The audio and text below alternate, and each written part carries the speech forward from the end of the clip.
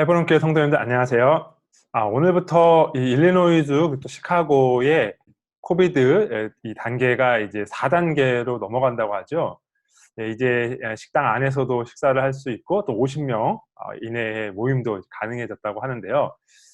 그럴수록 좀 더 조심을 하는 것이 좋을 것 같습니다. 또 다른 주들은 지금 또 확진자가 많이 발생하고 있고 또 위험한 상황이라고 하잖아요. 우리도 비록 4단계로 이동을 했지만 더 조심해서 안전, 건강 잘 챙기시기를 바라겠습니다. 네, 헤브론 만나 재밌는 성경, 이 시간은 호세아입니다. 이 호세아서의 중요한 주제들, 특별히 고멜과의 관계, 또 그 자녀들의 이름에서 드러나는 이 하나님의 심판과 은혜, 이런 내용들을 중요하게 성경 한눈에 보기에서 다 다루었기 때문에 이 영상에서는 짧게 간단한 내용들을 살펴보고 호세아서 전체를 읽어나가며 전체적인 내용을 좀 파악해 보는 그런 형식으로 진행을 해보려고 합니다. 자, 먼저 호세아서의 배경을 한번 살펴볼게요. 1장 1절이 이렇게 시작합니다. 우시아와 요담과 아하스와 히스기야가 이어 유다 왕이 된 시대, 곧 요아스의 아들 여로보암이 이스라엘 왕이 된 시대에 부엘리의 아들 호세아에게 임한 여호와의 말씀이라. 네, 그래서 이 남유다에서는 우시아, 요담, 아하스, 히스기야가 왕이 되는 시대이고 북이스라엘에서는 여로보암, 여기서 여로보암은 북이스라엘을 설립했던 그 여로보암 1세가 아니라 그 뒤에 있었던 여로보암 2세를 말하는 것인데요. 이 시대에 이제 북이스라엘에서 활동한 선지자가 호세아 선지자입니다. 그러니까 이 시대가 어떤 시대였는가? 이 우시아, 요담, 아하스, 히스기야, 이 왕들이 있었던 시대를 우리가 이전에 살펴본 적이 있는데요. 네, 바로 이사야 선지자가 활동한 시대입니다. 이사야 선지자도 동일한 시기에 소명을 받았어요. 유다 왕 우시아와 요담과 아하스와 히스기야 시대에. 동일한 시대에 이사야 선지자는 남유다에서 활동을 했고 호세아 선지자는 북이스라엘에서 활동을 한 것이죠. 물론 호세아 선지자가 조금 더 일찍 활동을 시작한 것으로 보이고요. 그리고 이 호세아 선지자는 북이스라엘의 마지막 왕이었던 호세아 왕, 동명이인이죠. 북이스라엘이 멸망할 때까지 활동을 한 선지자입니다. 이 시대에 대한 배경은 이사야서 영상을 참고해 보시면 좋을 것 같습니다.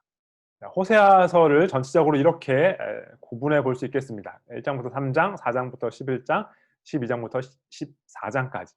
이것을 이렇게 나눠 볼 수 있는 이유는 이 전반적으로 심판에 관한 말씀들이 계속 이어지다가 이 세 구분의 마지막 부분에 하나님의 은혜가 기록되어 있기 때문입니다. 1장부터 3장까지 호세아와 고멜과의 결혼 관계를 통해서 이스라엘의 죄악을 말씀하시다가 2장 14절부터 3장 5절까지는 하나님께서 얼마나 신실한 남편이 되시는가, 그 은혜를 설명하고 있거든요. 4장부터 11장까지도 계속해서 이스라엘의 죄악, 그러는 하나님의 심판을 말씀하시다가 11장에서 이스라엘을 향한 하나님의 정말 가슴 절절한 사랑 노래가 기록되어 있습니다. 12장부터 14장까지도 역시 이스라엘의 죄악에 대한 말씀을 하시다가 14장에 회개하라, 돌아와라, 이런 말씀과 구원을 해주시겠다라는 약속이 기록되어 있습니다. 그러니까 이 호세아서의 전체 구조는 심판에 대한 말씀들, 그리고 구원에 대한, 회복에 대한, 그리고 하나님의 사랑에 대한 말씀들이 이렇게 반복되고 있다고 보시면 되겠습니다.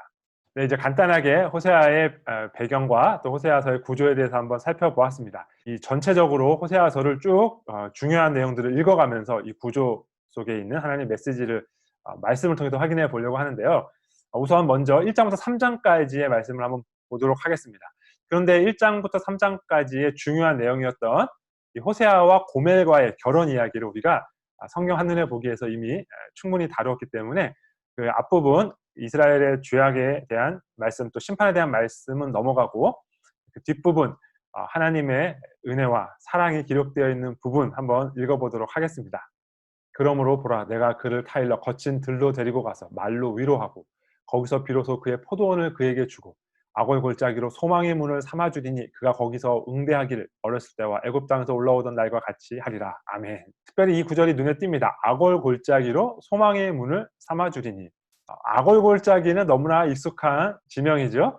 네, 악월 골짝 빈들에도 우리가 그 찬송가 가사를 통해 잘 알고 있는데요. 이 악월 골짜기가 어디인가요?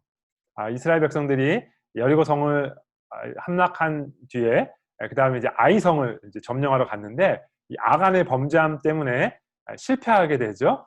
그래서 이 아간이 범죄한 사실을 밝혀내고 그리고 나서 이 아간을 처형하는 장소, 거기가 바로 아골골짜기입니다. 그러니까 하나님에 대한 범죄로 인하여 그 심판을 받은 곳, 처참하게 죽음을 당한 그곳이 소망의 문으로 바뀌게 될 것이다. 하나님에 대한 범죄로 인하여서 또 그 죄의 결과로 인한 비참함 때문에 처해 있는 우리의 현실 가운데 소망을 허락해 주신다라는 말씀으로 우리가 이해할 수 있겠습니다. 이 아골골짜기가 어디에 있는지 제가 지도를 한번 가지고 봤는데요. 여기가 사해이고요. 여기가 요단강입니다. 그리고 이스라엘 백성들이 요단강을 건너서 처음에 이제 길갈에 진을 치고 그다음에 여리고성을 점령했죠.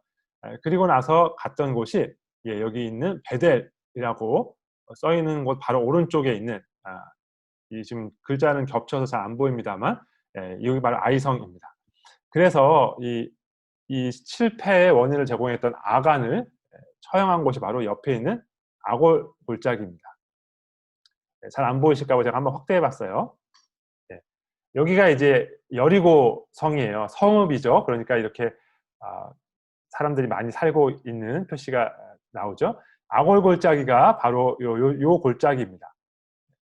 그러니까 이제 이 여리고 성에서 이 아골 골짜기로 나와서 여기서 이제 아간을 처형하고 그곳에 돌을 쌓아서 이스라엘에 계속해서 이 표시가 되도록 하나님께 범죄하면 이렇게 된다라는 것을 표시하는 장소로 삼았던 것이죠. 이 아골 골짜기가 소망의 문이 되게 해주시겠다. 하나님의 놀라운 은혜입니다. 네, 그리고 뒷부분은 이렇게 이어집니다. 2장 16절 또 19절 20절 계속해서 하나님께서 우리 이스라엘 백성들에게 우리에게 남편이 되어주신다. 장가들겠다. 이런 표현을 계속해서 쓰시죠. 여호와께서 이르시되 그날에 내가 나를 내 남편이라 일컫고 내가 네게 장가들어 영원히 살되 공의와 정의와 은총과 긍휼히 여김으로 네게 장가들며 진실함으로 네게 장가들리니 이런 표현들을 통해서 계속해서 범죄한 이스라엘 고멜과 같이 하나님을 떠난 그런 백성이지만 하나님께서는 신실하게 남편으로 남을 것이다. 계속해서 장가될 것이다. 이렇게 표현을 해주시고 계십니다. 네, 이렇게 이스라엘 백성들의 하나님에 대한 신실하지 않음, 영적인 간음의 이야기와 신실한 하나님의 이야기가 뒷부분에도 계속 반복이 되고 있습니다. 4장부터 11장까지도 마찬가지인데요. 4장부터 11장까지에 등장하는 이스라엘의 많은 범죄들을 크게 한 3가지로 요약해서 살펴보도록 하겠습니다. 첫 번째 범죄는 우상 숭배입니다. 이것을 하나님께서는 음행하였다 이렇게 자주 표현하세요. 왜냐하면 하나님께서 이스라엘 백성과 결혼을 하여서 결혼 언약을 맺으셨기 때문에 다른 우상을 숭배하는 것은 마치 남편을 놔두고 혹은 아내를 놔두고 다른 이성과 간음한 것과 같은 범죄이다 이렇게 말씀하시는 것입니다. 이러므로 너희 딸들은 음행하며 너희 며느리들은 간음을 행하는도다. 에브라임이 우상과 연합하였으니 버려두라. 그들이 마시기를 다하고는 이어서 음행하였으며 그들은 부끄러운 일을 좋아하느니라. 네, 여기 계속 이제 음행과 간음으로 표현하고 있는데 그것을 좋아서 하고 있다 이렇게 표현하고 있죠. 나무 그늘이 좋음이라. 부끄러운 일을 하기를 좋아하느니라.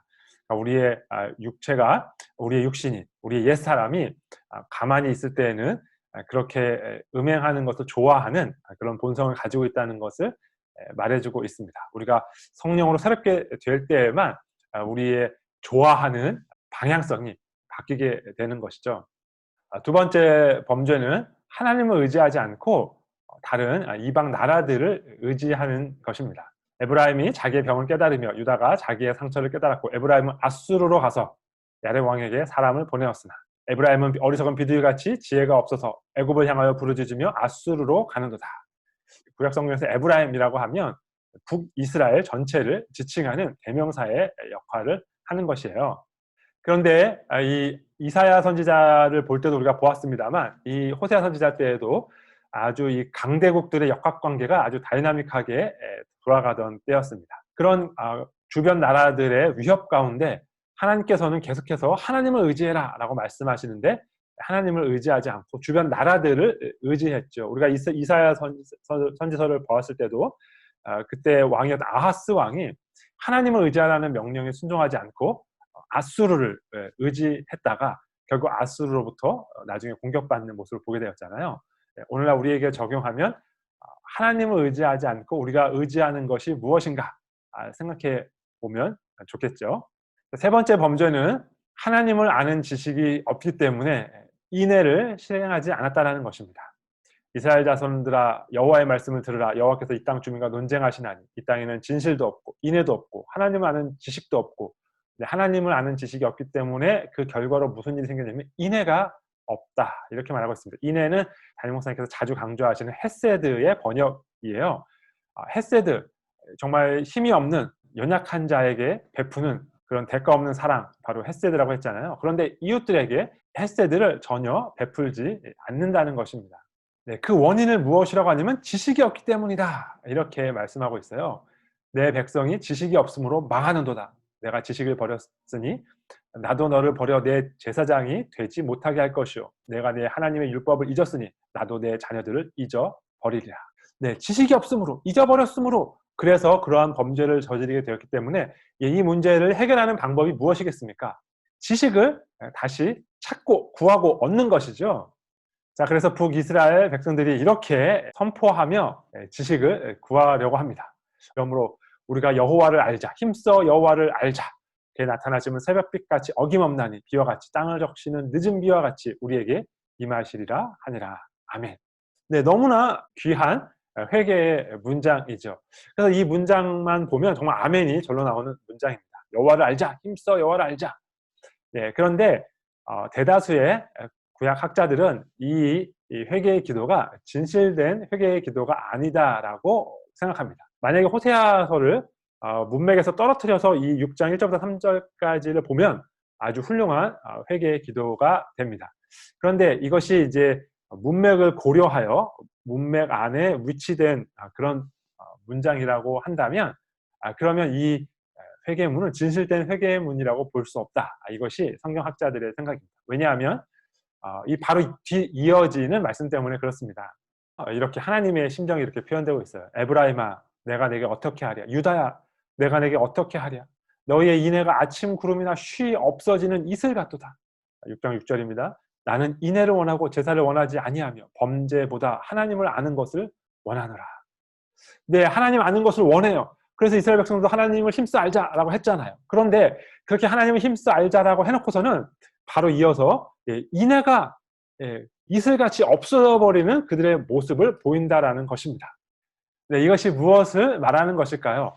하나님을 정말로 힘써서 알기를 원한다면, 그 힘써서 알게 된다면, 그래서 지식이 올바로 갖춰지게 된다면, 그러면 그 결과로 당연하게 반드시 기필코 꼭 마침내 틀림없이 무조건 인애를 행하게 되어 있다는 것입니다. 헤세드를 이웃들에게 베풀게 되어 있다는 것입니다. 그런데 하나님을 힘써 알자라고 해놓고서는 인애를 베풀지 않았어요. 그러면 그것은 진짜 하나님을 알기를 원하는 것이 아니라 하나님을 우리가 알기를 원해요 라고 우리 쪽에서 이렇게 할 일을 했으니 빨리 우리 일을 회복시켜줘라, 우리 은혜를 베풀어줘라, 이렇게 하나님을 협박하는 것에 지나지 않는다라는 것입니다. 참된 지식, 하나님을 올바로 알게 되면 반드시 이웃에게 그 사랑이 드러날 수밖에 없게 되는 것이죠. 그래서 제가 종종 우리 청년들 예전에 이런 질문들을 할 때가 있었거든요. 신앙이 좋은 형제를 만나야 하나요? 아니면 성품이 좋은 형제를 만나야 하나요? 이런 질문들을 하면 이 신앙과 성품은 떨어질 수 없다라는 것을 좀 강조해서 말씀드리곤 했습니다. 하나님을 아는 지식은 반드시 인애, 헤세드로 연결이 될 수밖에 없기 때문입니다. 자, 이렇게 북이스라엘의 죄악을 크게 세 가지로 나누어서 살펴보았는데요. 그럼에도 불구하고 하나님께서는 은혜를 베풀어 주십니다. 이 호세아 11장에 이 하나님의 사랑이 기록되어 있는데요. 그냥 읽기만 해도 가슴 절절한 정말 은혜로운 사랑 노래이기 때문에 그 한 부분을 같이 읽어보면 좋겠습니다. 이스라엘이 어렸을 때 내가 사랑하여 내 아들을 애굽에서 불러냈거늘 선지자들이 그들을 부를수록 그들은 점점 멀리하고 바알들에게 제사하며 아로테긴 우상 앞에서 분향하였느니라. 그러나 내가 에브라임에게 걸음을 가르치고 내 팔로 안았음에도 내가 그들을 고치는 줄을 그들은 알지 못하였도다. 내가 사람의 줄 곧 사랑의 줄로 그들을 이끌었고 그들에게 대하여 내 목에서 멍에를 벗기는 자같이 되었으며 그들 앞에 먹을 것을 두었노라. 에브라임이여 내가 어찌 너를 놓겠느냐, 이스라엘이여 내가 어찌 너를 버리겠느냐, 내가 어찌 너를 아드마같이 놓겠느냐, 내가 너를 스보임같이 두겠느냐, 내 마음이 내 속에서 돌이키어 나의 긍휼이 온전히 불붙듯 하도다. 내가 나의 맹렬한 진노를 나타내지 아니하며 내가 다시는 에브라임을 멸하지 아니하리니 이는 내가 하나님이요 사람이 아님이라. 내 가운데 있는 거룩한 이니 진노함으로 내게 임하지 아니하리라. 아멘. 어릴 때 사랑하여 애굽에서 불러내었다. 그리고 걸음마를 가르쳤다. 예, 이런 표현들을 보니까 우리 성도님들 예전에 우리 자녀들 기를 때가 생각나시죠? 예, 그래서 이 좀 자라면서 미운 4살 혹은 뭐 중2병 이렇게 사춘기 우리 부모님들을 힘들게 하는 시기가 왔을 때에도 이 어렸을 때에 사랑했던 그 기억들, 걸음마를 할 때 기뻐했던 그 기억들, 이런 것들 때문에 그 자녀에 대한 사랑을 거둘 수가 없잖아요. 예, 하나님께서 그 비유를, 그 이미지를 사용하셔서 이스라엘의 범죄에도 불구하고 내가 이 사랑을 포기하지 않겠다라고 말씀하십니다. 자, 이제 마지막 3번째 부분 12장부터 14장까지도 간단하게 한번 살펴보겠습니다. 자, 이 부분에서 기록되어 있는 이 범죄의 한 단락이에요. 그는 상인이라 손에 거짓 저울을 가지고 속이기를 좋아하노라. 에브라임이 말하기를 나는 실로 부자라. 내가 재물을 얻었는데 내가 수고한 모든 것 중에서 죄라 할 만한 불의를 내게서 찾아낼 자가 없으리라 하거니와. 제가 굳이 이 구절을 가져온 이유는 우리들 가운데 이런 모습들, 저도 그렇고요, 이런 모습이 너무나 많이 보이기 때문입니다. 분명히 거짓 저울을 가지고 속였어요. 그런데 내가 재물을 모은 것은 모두 다 내 수고한 덕분이다. 나는 죄라고 할 만한 불의를 행한 적이 없다. 이렇게 말합니다. 왜 거짓 저울을 가지고 속였으면서 자신은 다 자신의 노력으로 부자가 되었다고 생각할까요? 몇 가지 이유가 있겠습니다만, 우선 사람은 다 자기에게 유리하게 해석하는 성향이 있기 때문입니다. 그래서 내가 얼마나 열심히 일했는가만 생각하고 그 중간중간에 속임수를 썼다는 것은 잘 생각하지 않는 것이죠. 또 다른 이유는 속임수의 기준을 다른 사람들에게 두는 것입니다. 내가 보니까 주위에 다른 사람들도 다 그렇게 살아요. 그러니까 나도 그렇게 사는 것이 괜찮다라고 생각하는 것이죠. 그러니까 다른 사람들과 비교해 보았을 때 나는 특별히 더 큰 죄를 지었다고 할 수 없다. 이렇게 생각하는 것입니다. 이것이 우리 인간의 어떠함을 잘 드러내 보여주는 것 같습니다. 내가 하면 괜찮은 것, 그리고 나에게 유리하게 해석하는 우리 인간들의 모습을 잘 보여주는 것 같습니다. 자, 이러한 죄에 대하여 14장에 또다시 하나님의 은혜가 기록되어 있는데요. 이 14장에는 우리에게 돌아오라는 회개의 권면, 그리고 그러할 때 하나님께서 주시는 은혜가 기록되어 있습니다. 14장 2절부터 3절은 하나님께서 직접 우리에게 주신 회개의 기도문입니다. 이렇게 기도하라는 거예요. 네, 제가 이 노란색 표시를 해놓은 부분들이 있는데요. 노란색 표시들은 지금까지 보았던 4장부터 11장까지 있었던 이스라엘의 범죄를 요약한 그 내용들이 반영된 내용들입니다. 먼저 입술의 열매를 주께 드리리이다. 그러니까 삶으로 실천을 하겠다라는 것이죠. 아까 우리가 3번째로 보았던 헤세드, 인애를 실천하지 않았던 그들의 죄에 대하여 이제는 그렇게 실천하겠습니다 라는 고백입니다. 그리고 아수르의 구원을 의지하지 아니하며 지금껏 계속 이방의 강대국들만 의지했던 그 모습에서 돌이켜서 하나님을 의지하겠다라는 것이죠. 그리고 우리의 손으로 만든 것을 향하여 너희는 우리의 신이라 하지 아니하오리니, 우상 숭배하지 않겠다라는 것입니다. 지금 이렇게 이 이스라엘 백성들에게 가르쳐준 기도문에서 앞에서 범죄한 모든 범죄에 대하여 돌이키겠다라는 고백이 들어가 있는 것입니다. 자, 호세아서는 마지막에 14장 9절 이렇게 마치고 있습니다. 누가 지혜가 있어 이런 일을 깨달으며 누가 총명이 있어 이런 일을 알겠느냐. 여호와의 도는 정직하니 의인은 그 길로 다니거니와 그러나 죄인은 그 길에 걸려 넘어지리라. 네, 의인의 길 그리고 죄인의 길, 무엇이 떠오르시나요? 특별히 시편 1편에서 악인과 의인을 대조하고 있었던 것이 떠오르죠.